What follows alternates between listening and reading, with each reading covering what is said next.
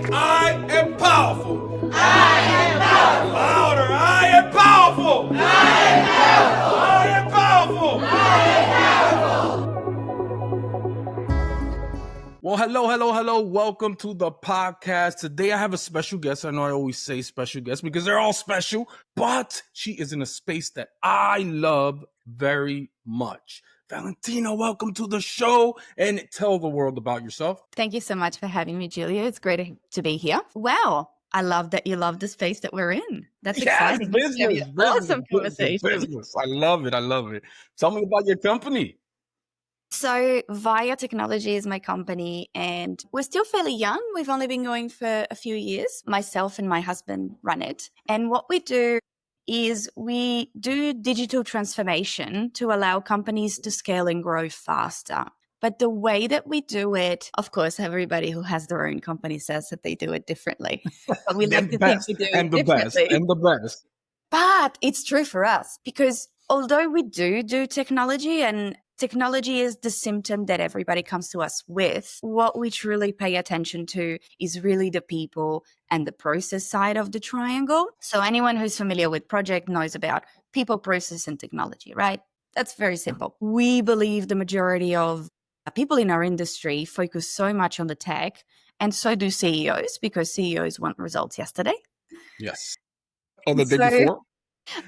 So what we do when a customer comes to us is we do listen to the symptom that they come to us with, and then we take them through a journey of understanding that in order to execute the right technology, you have to first enable your leadership team to take the right decisions and engage your workforce. Without those two things, without understanding how your business works and the ability to take your people with you on that journey, you can buy the best technology in the world. It's not going to give you the uplift you need. What type of businesses do you help? Typically, we work a lot in people heavy and operational heavy spaces. So that means education, that means health, disability care, aged care. We do a lot in those spaces because they are very service and people heavy in terms of there's a lot of human interaction, but they are also very operationally complex. And that means you need the technology to support those business operation. And there's usually the separation between the tech doing its job and the humans doing their job. That's where the separation is the most present. And so this is where we can play the most to bring those two together. Wow. You said you're young. How long have you been, if you don't mind me asking? This particular business has been going for about 3 years, I think, 3.5.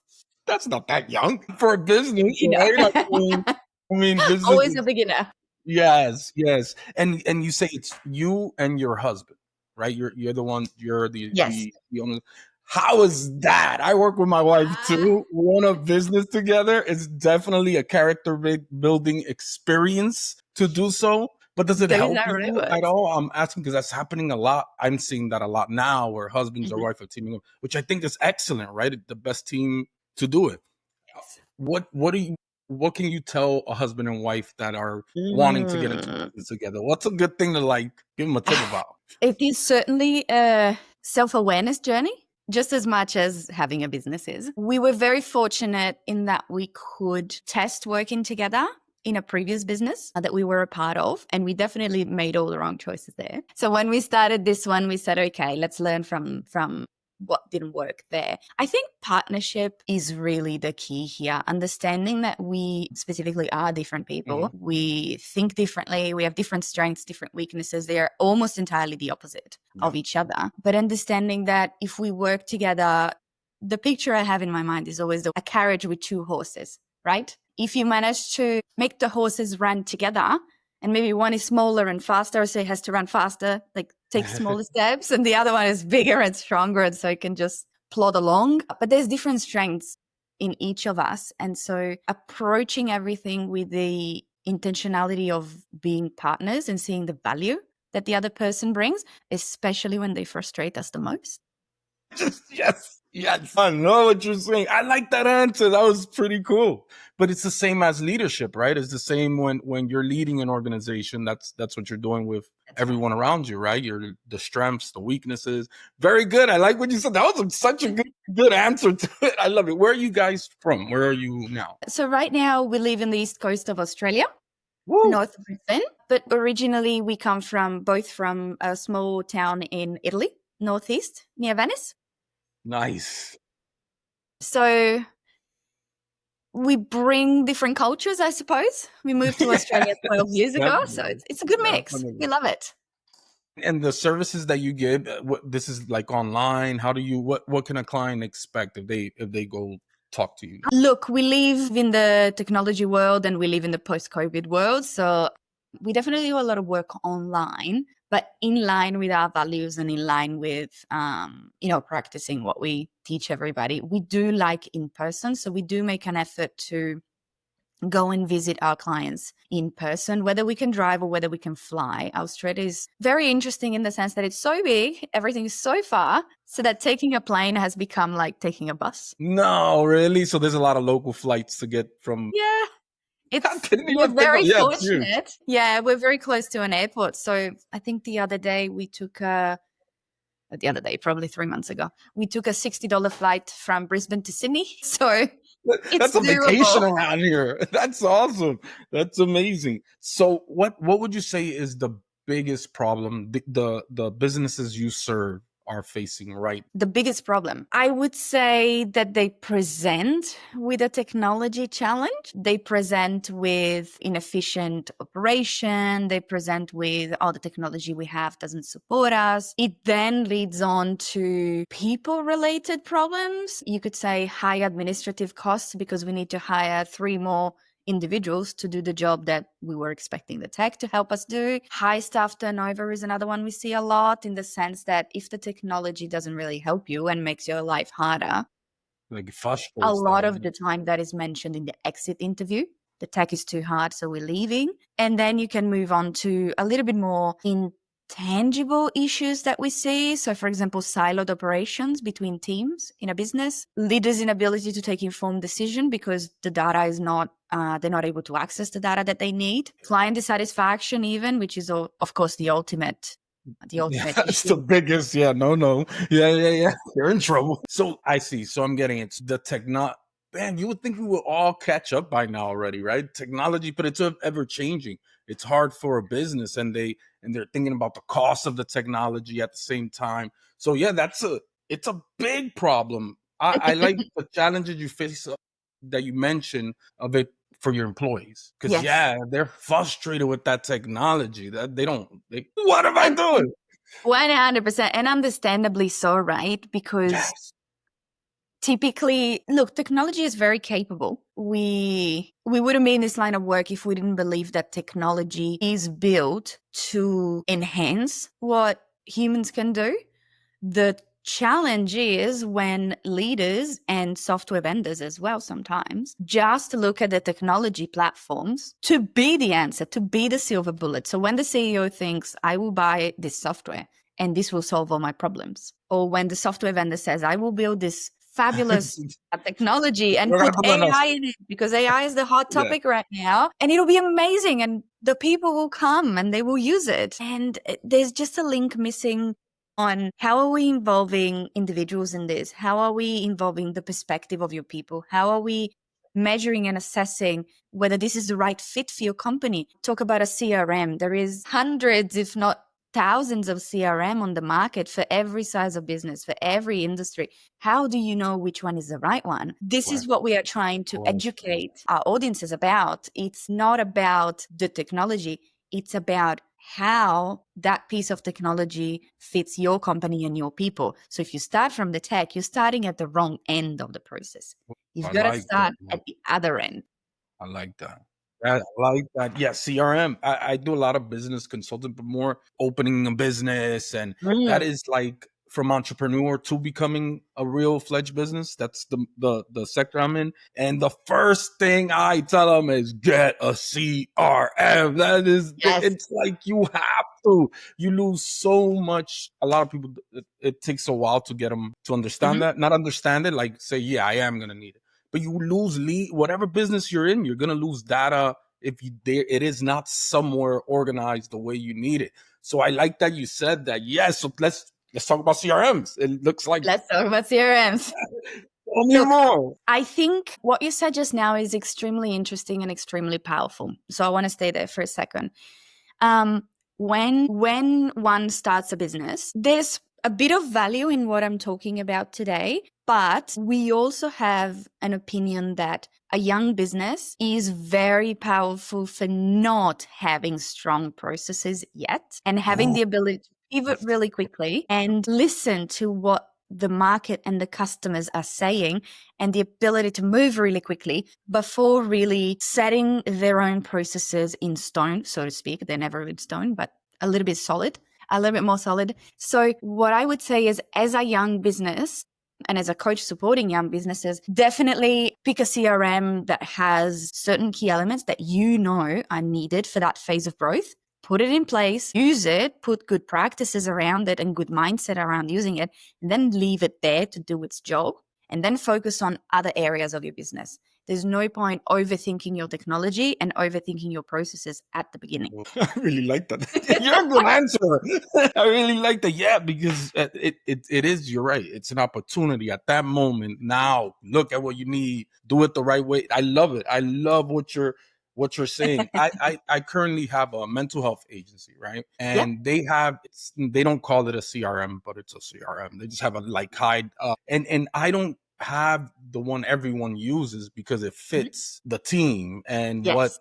how they're used to doing their notes and how they're used Yes. to following up. There's another one that's higher value for me as an administrator that makes everything easier, but then it'll leave a mess on the other side. So yeah, what you're saying is very valuable. So how do 100. you help the client? Let's say I'm Mr. Client. How do we start this? What do we do? Look, I think the first thing that we like to walk through everybody is see if we can get an understanding from the client at a high level. So the first thing that I would get everyone to do, and that's my recommendation, is understand how your business operates. Get Yes. clarity on the complexity of your business, because that will enable you as a business leader to take the next steps of the journey. So you need to be able to assess what is happening in your business. If it's brand new, you need to decide what is going to happen in your business. If it's an existing business, do a bit of a review and an assessment. What do we do and how do we do it? Then how do we measure it? So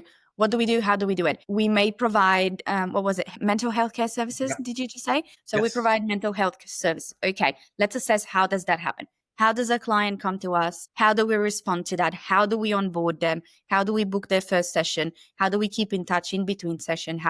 In the session, how do we connect? Is it online? Is it in person? How do we bill at the end of the session? How do we do payroll at the end of that? And then all of the admin backend for sure. They're a little bit different for everybody. But you mentioned notes. How do we take notes? Where do they sit? Who needs to read them? Who needs to access them? Those are all things that technology can help you do. But if you don't take the time to assess it first, you're just going to dive straight in and get it done, because there's an intentionality that we want to move fast. Every time you want to move fast, there's a reason for that. Probably a whole other podcast to talk about it, but slow down. There's no need to rush. Let's assess where we are. Slow is Once you've fast. got that, essentially, we use a lot process mapping as a tool, but it's really about understanding the complexity of your business. Process mapping is a really good tool. It's very visual. Almost everybody understands. You've got the square, you've got the diamond, the arrow that connects all the different departments in a business. The key with process mapping is to keep it simple. So you're going to be, some individuals, me, I'm very detail oriented, are very tempted to put everything in a process map. But we click here and then we make a phone call and then we do this and then we do that.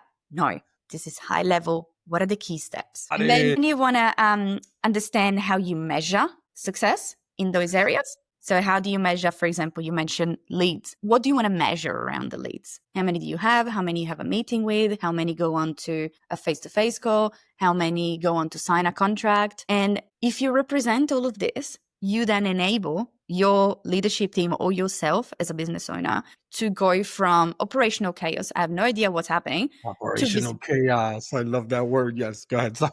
Saying some great words. Go ahead. Sorry. yeah, you'd see a lot of that, right? I'm sure you're experiencing a Yes. lot of that Yes. too. I'm gonna tell you something. You really like this stuff, don't you? You're like the way you're talking about it. Like I love all the questions you took me through as a client, and it shows the complexity of it, of course, because Yeah. it could be complicated and not done organized, like you said. Mhm. Why are you so into this stuff? I'm curious. I'm just curious. Why am I so into this stuff? It's a very interesting question, Julia. Funnily enough, funnily enough, I had my mother visiting me recently, and we play. Okay, this is a bit of a multi-layered answer. With my husband, we're very much into personal growth and Nice. self-awareness. And there is this beautiful card game from a lady called Esther Perel. She's a psychotherapist, and she created this beautiful card game for couple or for friends. And there is some very deep questions. Essentially, you pick a card, there's a question on it, or there's a statement on it, I suppose, and you're supposed to tell a story about that. And a card came up a few months ago that said something along the lines of, what did your 5-year-old self do? What were you doing at 5 years old that would predict what you're doing today? And it really got me stumped because I have no idea. So when mom came to visit, I actually asked her that question. I said, hey, you actually couldn't leave it alone. you remember? And she did say something very interesting that I need to put some thinking into it, because she left only a couple of days ago. She said that at 5 years old was doing absolutely nothing that would lead to what I'm doing right now. She said I was very creative, I was very messy as a person, definitely not organized, definitely not than like I am right now. And so we had a conversation. What changed? When did it change? And she said it changed when I went to high school. So I am definitely going to put some thinking into that and see if I can remember what shaped. But she remembers very clearly that in the space of 3 months after starting high school, my room was neat and tidy, and I was very organized, and I was getting everywhere on Hey. time. So I thought that was fascinating. Yeah, there's something happened there that made you go, Something happened. Isn't it yeah. amazing how as children we're so free and so, I don't know, That's good though. creative? What's the name of the card game? The It's name of the available. card game is Where Do We Where Do We Begin is the podcast. Let me just look it up. The lady is called, the psychotherapy is called Esther Perel, and her podcast is called Where Do We Begin? And the card game is called, it's called Where Should We Begin? Ooh. It's lovely. It's Yeah, I'm gonna get it. I like it. I like it. I like it. I like it. It makes It's for great. very It's a good interesting dinner question. parties, I will say that. I can imagine, but I think it's great. It's asking yourself these questions. That's a great question. I asked that Mm. question a lot during coaching, and yeah, it's Yes. a really good question. Even if you don't know the answer, just looking back and trying to Mm. pinpoint it, it opens your mind up and fires up some stuff there. 100%. 100%. What is your future like as far as this company? What do you envision? So many things. So many things. $30 trillion. Don't we all? Look, for us right now, we're in a phase of solidifying. For the first couple of years, I would say, even last year, we've very much kept our mind and our approach open, kept that beginner's mindset, kept that flexibility. As of about 6 months ago, I've started really ironing down all of our processes, ironing down all of our templates, because we've tried and tested multiple different approaches, and we now are solidly where we want to be. We understand who we work best with. So I want to solidify that, which is, typically it's the 5 to 50 million revenue companies that have at least 50 plus staff, and probably under 500 to 600 staff. That's where we play, that middle range. I want to solidify that. Then I want to put in a team to help us run that. And then I want to move either to the higher slice or maybe create a few products that will help the smaller businesses. And I'm still of two minds about that. And so is my husband. Maybe Why? we'll Why? Why? What do you mean of two minds? That means like you're still in between. We're still in between. Doesn't mean we can't do both. I think the game is played very differently when you go above the 50 million revenue and Yes, I'm pretty sure. 600 staff. So that would probably create a lot of growth for us as consultants. So because it is the harder choice, it's probably the right one. Yeah, that's the way that works. That's it, right? Yeah. The other option would be, because we know a lot, to try and simplify and streamline to help to create products to help the medium and smaller businesses, which is something we can put in place for sure. But then I guess we're already thinking about the next businesses. So Got it. obviously we're seeing a lot of technology. We're having a lot of ideas how it could be done better. My husband being a developer himself, so it's got the itch to go back. Of course. Man, you guys are something else. Okay, let's talk about entrepreneurship, right? Because Yes. that's what you are, right? You and your husband. First, let me ask, where you live in Australia, is entrepreneurship like a big growing field right now, or like here? I feel like my comparison, so my answer would be yes. My comparison was coming from Italy, where Italy is very peculiar. The area where I'm from has a lot of entrepreneurs, but I would say, when I left at least, not young. It's more of a family business God, being passed down. And it's more industry. So there's a lot of tangible businesses as opposed to intangible got businesses. it. When we came to Australia, for us, it really hit the difference of how many opportunities there were compared to Italy. Italy is gorgeous, good food, great art, all of it. Not so much for starting a business at 20. That's why we moved. Got it. And yeah, I would say, especially on the Sunshine Coast, which is where I live, there's a really vibrant entrepreneur community. And Brisbane as well, being it's one of the biggest cities in Australia, probably the third, I would say, maybe the third or the fourth. And we're only an hour away from it. So a lot of our networking, a lot of our business connections are in Brisbane, as a matter of fact. So we drive there a few times a week. And we're part of this amazing group of entrepreneurs that do things differently. If that hasn't come across yet, we like different. Yes, I see. I So see. I'd say Australia is pretty good to entrepreneurs. There's this spirit of, it's very easy to start a business. It's very easy from a admin point of view to open up an ABN and start a business. Obviously, the challenges of entrepreneurship are not the admin ones, Yep. as you know. There's many. So let's talk about those. What do you see? What are some of the challenges that you experience? I mean, I think the one thing that helps people like us is that our partners are with us in this journey. Yes. There's a lot of, sometimes it's like, can you go to the other office for a little while? But in most of the time, you have the same problem, right? You're talking about the same problem when you get home, and actually a lot of the ideas come when we're just talking about a problem over dinner. So what are some of the challenges you guys face as entrepreneurs? The way I think about this is every challenge is a strength and every strength is a challenge, right? Woo! So That's awesome. Yes, not yes, in yes. hard. I love it. You guys are on it. I love it. Yeah. I love it. Yeah, you'd see that all the time. Even the fact that it's a blessing that we can do this together and we can support each other. We don't have the classic husband or wife staying at the office late and the other side of the other partner is waiting at home with the kids. We're Mhm. blessed that we don't have that dynamic. The flip side of that is when there is a problem in the business, when there is a challenge, we're both It's over. in it. So one of us needs to take The high the road or what? depends which one is spiraling more. The other one usually goes, okay, I need to be the strong one here. You're so right. Oh my God. Let's Yes. see that Yes, you do a finally. wife as well, right? Yes. And but I wouldn't have it any other way. She wasn't an entrepreneur. She was a company person. She is a counselor. So she was working in a lot of big agencies, but she used to come home sometimes crying because Mm. She didn't like the job, and I was all business already. I've always been an entrepreneur from very young, and I told her, no, that's it. Let me just open it. Let me just open your place up. She's like, what? I don't know nothing. I got you. Yeah, and that was the place, and we love it. But yeah, there are challenges in that.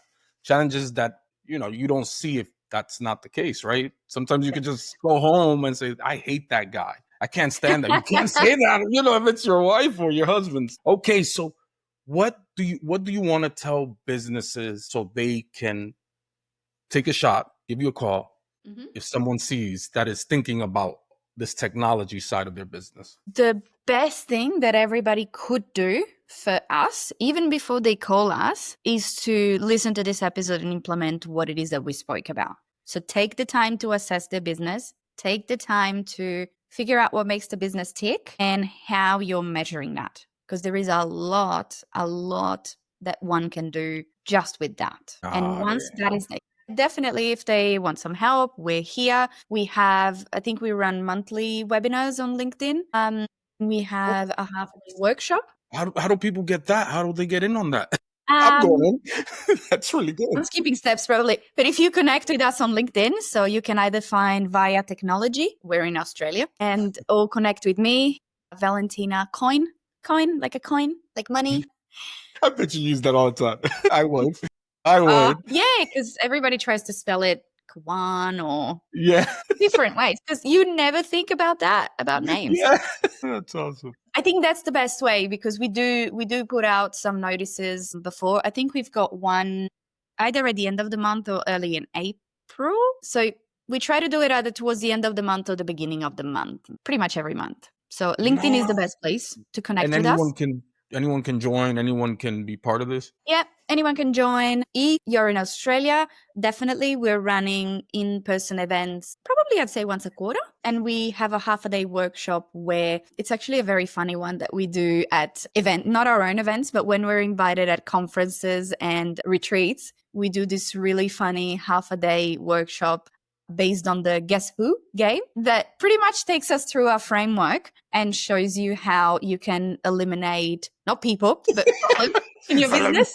Let me make sure we know that. Yes, okay, please. Let's put it in the episode notes. But I'd say there's a lot of material online. There's quite a few blog articles as well. So the best thing that a business could do is use all the free material to get themselves ahead. And then, there's challenges. We're all poor on time, or we maybe don't have the right skills in-house to help us. If we're business leaders, we might have a young middle management team that needs a bit of upskilling and they don't quite have the skills yet. And that's also part of, when we do a project, we try to transfer those skills over to the team, because that way they are independent when we finish the project. Love it. Yeah. I love it. And AI, you did talk a little bit about AI.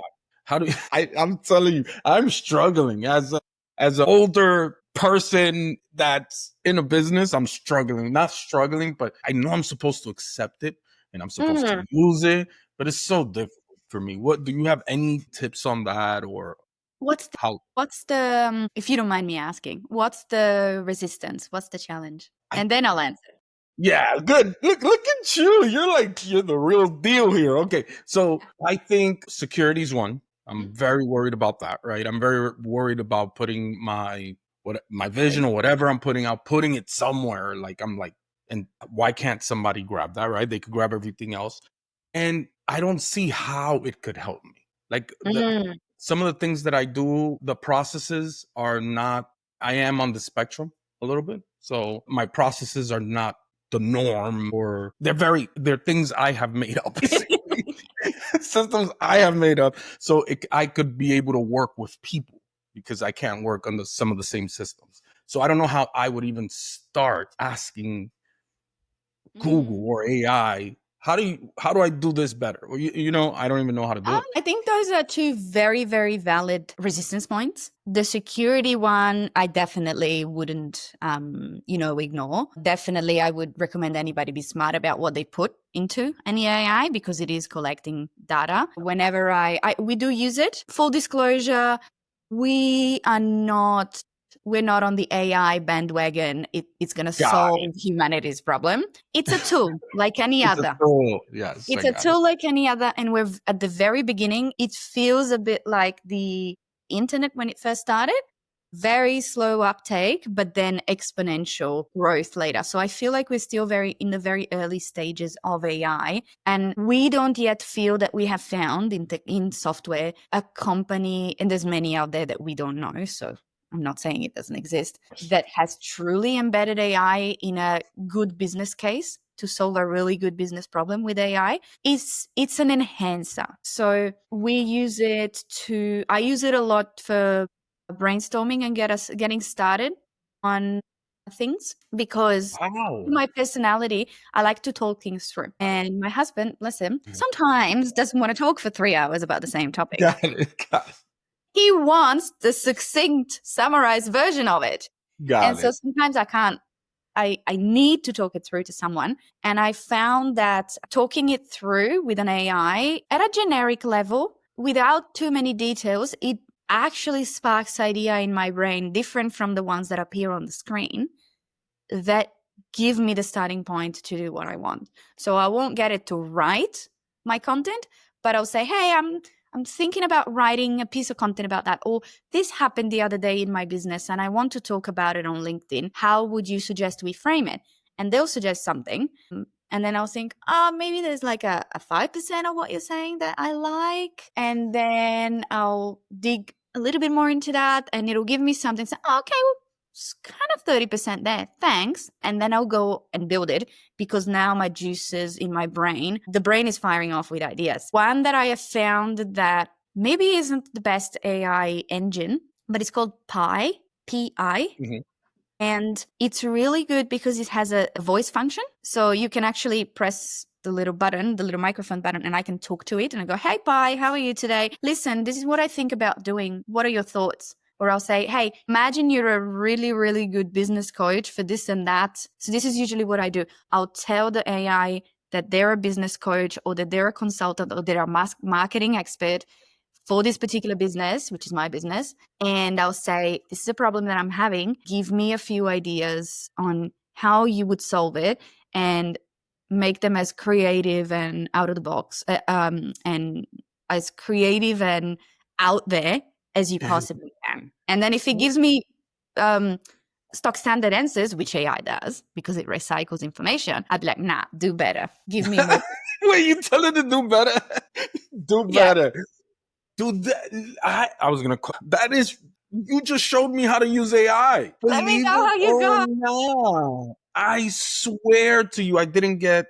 Of course, I'm very literal, right? So I didn't get. I don't know. I just don't. I didn't get it. I didn't get it. What are you asking? What are you? But yeah, I could do that, and I am gonna do it. Thank you. Look at you. That's not even what you guys do, but that's great. But it is what you do, right? Yeah. Organizing Yeah. these business people in a way that they can use this information. I thank you very much. I'm gonna What? use it. I'm so excited. You have no I'm so idea. excited. And I sat there and I hit it and I go, what am I doing? And I walk away. But now that's a great way to do it. It's you're using it like a soundboard while getting ideas that are out there. Yeah, it's great. All right. So is there anything you want to tell the world about your company that they should know that we haven't discussed? That's a very, very good question. I love that you're asking that. I think I'd say we do nothing special other than just being curious and let your team or our client's team actually find the answer for themselves. That is something Oh, that I wish everybody knew about. It's not about us as consultants coming in with the right answer all the time. Yes, it is sometimes, but it's never the right answer just because we say it. It's the right answer because we say it, and we need to be able to take teams through that journey to actually believe that is the right answer. When we do that, then we've done our job well. like that. I really do. I like it a lot because that's what consulting and coaching is, right? That you're not giving them the answer. I'm helping you get there because you used a very important word, belief. yeah, if your workforce doesn't believe in what you're doing, it's over before it even starts. That's Just it. if they're not on board. That's And how do exactly. we how do you get owners to, not owners, I say owners Mhm. because I'm in the small business space, but the big guys, how do you get them, or ladies, how do you get them to understand that this belief in what they're doing is Mm. so important? Because that's one of the things that are separate, right? That is one of the tricky things. So Yes. multiple answers to that. First answer I'll give is that is part of our selection, that's not right. That is part of our assessment process when we consider taking on a client. We're actually assessing whether the leadership team or the CEO or the business owner can understand what we're saying when we say the things we say. And if they understand it, but they're not quite ready to believe it, then that's okay. We can work together because it's a process of them understanding it. If they're completely going, no, no, no, I just want you to tell me what right technology to buy, then Then I'll buy it. That's it. we have plenty of referrals to other organizations that can do that, and they are a better fit for them. That's just not what they're looking for. To get business owners to understand it, we show them the data because I guess I try to take the approach of, in as much as I don't like to put people in boxes, there are different personalities that value different things. So I try to assess who do I have in front of me, but I also try to put on the table all four of the different pieces. So I put the data in front of them. I put the qualitative lived experience recounts in front of them, and I put the process in front of them. And I also put a little bit of gamification in front of them so that I can attack it from different angles and get them to understand it. And then the third way we do it is simply baked in our process. So even if a business leader says, no, I don't need to, which nobody ever says, but I don't need to get my people aligned and get them to collaborate better. We just need better technology. We'd still say, okay, well, this is the process we follow, and we do this and we do this and we do interviews and we do workshop sessions and we get to understand what expertise they have and we listen to their perspective and we engage with them at this point, at this point, at this point. And by the end of it, by having done the thing, we can then say, we're actually giving them change management covertly, undercover Yeah, change you management. can say that. Yes, yes, you are. Which is a So good even if thing, they though. say It's a good thing. It's a good thing. So for you, it's important that this works. Your quality over just having businesses come to you and say you want to make sure you can give them the results. If they're not ready for those types of the way you know how to get the results, then that's good. I love it. Yeah, yeah, you gotta show that you know what you're doing. Do know what you're doing. I'm actually thank you. very impressed because of the way you explained all of it. Right? It was simple but yet educated, and it was very clear. Like, I see what you guys do. So thank you for that. That was good. Thank That you. was good. Is there anything else you want to add? Is there anything you would like to add, Julia? You're such I a can see your brain like, firing off and popping. I love it. you're such a consultant. I can't ask you a question without getting a question back. That's how you do it. So okay, so what's the hardest part of owning a business? I want to know. I'm very, I don't travel, right, at all. I don't like Mm, to. So I get members every time I do these podcasts and I get somebody about business. I like to really understand business in Australia. Like a mm, person like me with a small business, what is it like over there for business? I would say there are a lot of rules, but Oh, they're there very are they're based on common sense a lot. So got it. from an admin side of things, I would say yes, lots of rules, but they're very common sense based, so they're easy to follow. From a business community, there is an overwhelming willingness to collaborate and to create some magic together that we come Really? across. And also between what you would call competitors. Of course, you have competitors who just keep secrets from each other, and we all want the Yeah, yeah. advantage over our You're not business. knocking on each other's door saying, "This is what I'm doing." That's it. But I have also seen an openness to share. I am friends with quite a few other consultants that do exactly what we do in a different way, of course, with a different flavor, even for the same industry. And we catch up fairly regularly. We go, whenever we're in the same town, we go for dinner. And there's just an openness to share what's happening with our clients, what's happening in the industry. Because at the end of the day, what we do, you can Google it. It's there. Yeah, It's it's the all there. how each of us. I like that you said That's that. the Yeah. secret. Yes. And so I like that you're saying it's collaborative though. That's Yes. important. So if you're talking to a young lady or a young man that wants to be in business, I'm just wondering from your side of town, what would you tell them? What skills they need to learn? Where do they start? I'd say that they probably would have technical skills already in an area. Let's give two answers. If they already have technical skills in a discipline, so maybe they've come from working a few years in a job, they've gained that technical expertise, and they go, man, my boss is really doing it wrong. I can do it better myself. Who doesn't say that, right? As we all do.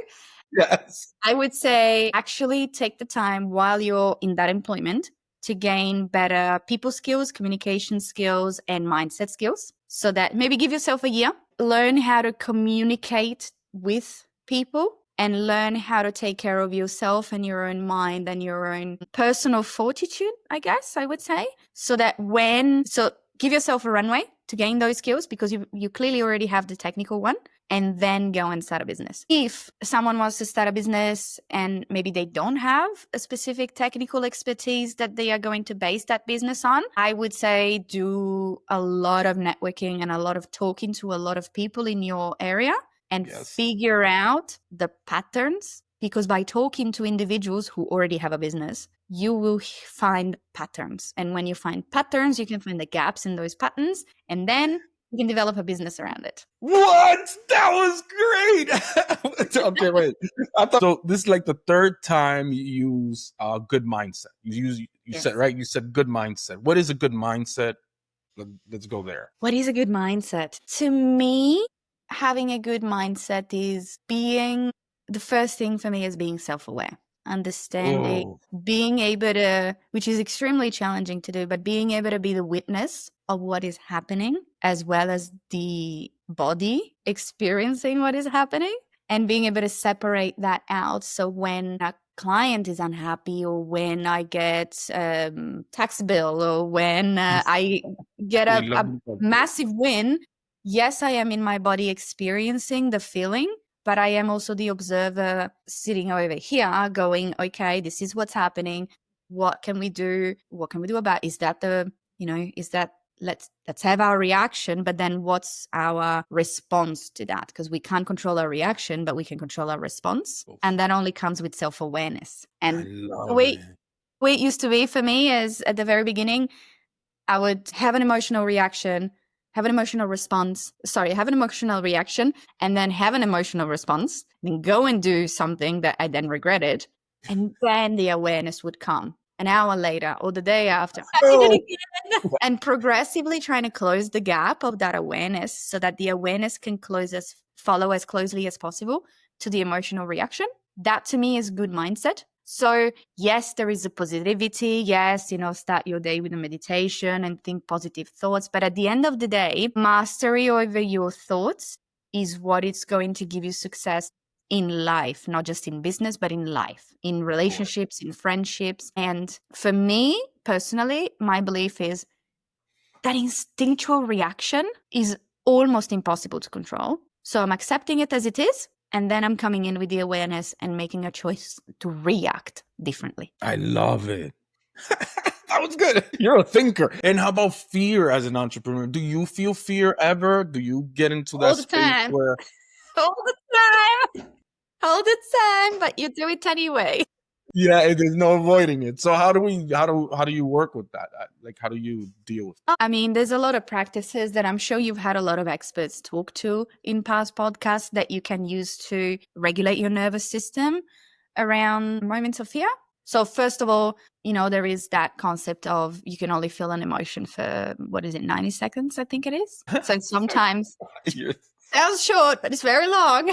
It is. It becomes very long at some moments. So yeah. That's it. So fear comes in. I'll notice it. I'll feel it. You're shaking, you're sweating, you've got a boulder in your chest. So there is a moment where I just if I have the opportunity, I'll just sit back and try to really feel it for those 90 seconds.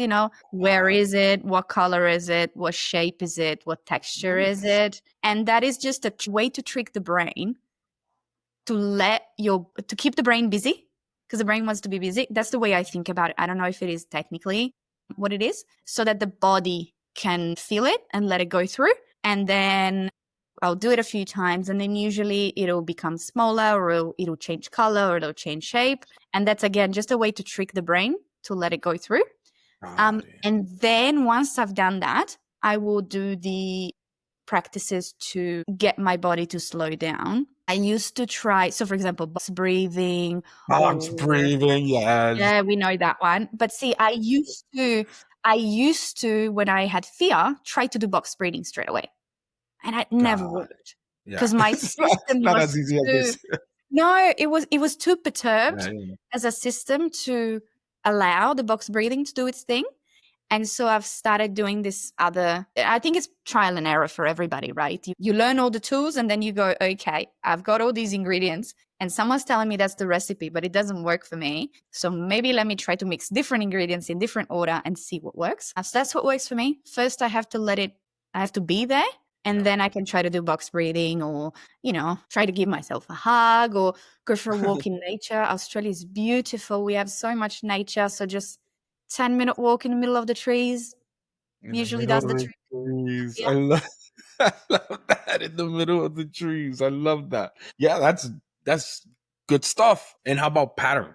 I love the patterns. Patterns are I don't know, they're everywhere. Yes. And it's like what you said, you could find that gap, you're instantly on top of the game. As soon as you find that, you're more clear than anyone, because everybody else is seeing the same patterns. Even if they're not sitting there thinking about it, they're seeing it. So as soon as you see that, can you talk about that a little bit? It's and I wonder how to talk about it. Because for me, and I can tell for you as well, it's there. We see it. It's obvious. All the time. Mm-hmm. But I have had the experience before of talking to other individuals, and they get it intellectually, but they don't get it. They just get it intellectually. Yeah, I get it. So I don't know how to explain it, but to me, a pattern it happens in the subconscious mind when I talk to multiple individuals, and then words jump out that are related to each other. They don't even have to be the same word. That's correct. That's exactly, you're doing good. That's it. So you've got to talk to a lot of people. Find the patterns. So yeah, and you're right. I was trying to cheat here, and because I don't know how to explain it either, but I was trying to get somebody to do it. Fair enough. I see what you're doing as well. I was cheating because I tried to explain it. The people around me they just let me. If I'm saying that's a pattern, they just believe me. But yeah, it's not everybody. I think everybody, obviously everybody's experiencing it, but it's something you have to pay attention to. All right, I tried, but you did good. You did good, right? Saying there's certain words, even if they're not the same words, they're heading in the same direction, giving the same vision, going. And yeah, I love it. Okay, so how can people get in touch with you? Yes, best way to get in touch is find us on LinkedIn. That's our platform of choice. So you can either find Via Technology on LinkedIn. We have a lovely green logo because everybody in tech has blue and purple and techie shapes. We don't like techie shapes. We're nice and stuff like green. So Via Technology on LinkedIn. I would love to connect. If you want to connect with me as well, I would love to. The name is Valentina Coin. Coin like a coin, like money. Get that money. Like money. It's such a taboo, right? But yeah, it is, but it shouldn't be. I mean, we all want it. It's best to connect with us. I'm gonna connect on LinkedIn because I am interested in the groups, the workshop, even if it's one or two. I wanna hear what you obviously know what you're talking about. Well, listen, thank you for joining me. You are a joy all the way from Australia. I am so happy you talked to me too. You gave us some really good stuff, believe it or not. Well, I know you know it. You know that. I love hearing it. Please keep saying. Yeah, you know what you're doing. You have amazing confidence in the space. I mean, yeah, people that are looking at that, place of their business should definitely go to you, at least to see what you're doing, because you have a lot of good answers. I love it. Thank you for being here. Thank you for being so powerful. I love your mindset. Keep it going. Thank you for having me, Julio, and right back at you. It was a Thank pleasure. you so much. Have a great day, okay? Repeat after me. I am